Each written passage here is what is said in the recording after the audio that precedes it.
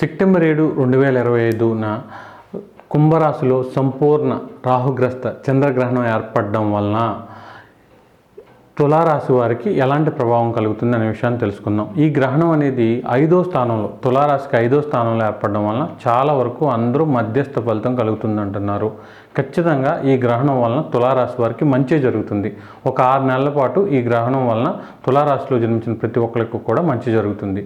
అయితే ఈ మంచి అనేది తులారాశిలో జన్మించిన సాత్విక గ్రహాలైన చంద్ర, బుధ, గురు, శుక్రుల యొక్క దశలు జరిగే వాళ్ళకి చాలా చక్కగా కనిపిస్తుంది అన్నమాట. అయితే ఎవరికైతే పాపగ్రహాలైన రవి, కుజ, శని, రాహుకేతుల దశలు జరుగుతాయో వాళ్ళకు మాత్రం అంత పెద్దగా కనిపించే అవకాశం ఉండదు. అయితే మొత్తం మీద ఈ గ్రహణం వల్ల ఈ తులారాశిలో జన్మించిన వాళ్ళకి ప్లస్సే తప్ప మైనస్ కాదు.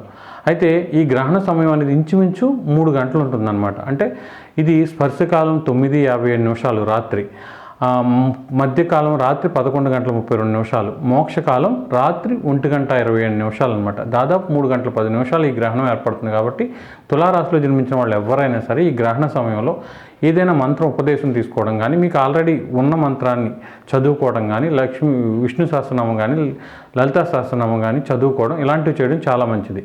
అన్నిటికైనా మంచిది ఏంటంటే ఇది రాహుగ్రస్త చంద్రగ్రహణం కాబట్టి రాహువే నమః, ఓం రాహువే నమః అనేది మంత్రాన్ని ఎక్కువసార్లు అనుకోవడం, లేదంటే రాహుకు సంబంధించిన ధ్యాన శ్లోకం ఉంటుంది కదా, అర్ధకాయం మహావీరం అని, ఆ ధ్యాన శ్లోకాన్ని కానీ ఒక 1000, 2000, 3000 చేయడం వలన తప్పకుండా ఈ గ్రహణ ప్రభావం అనేది మీకు చాలా మంచి ఫలితాన్ని ఇచ్చే అవకాశం ఉంటుంది.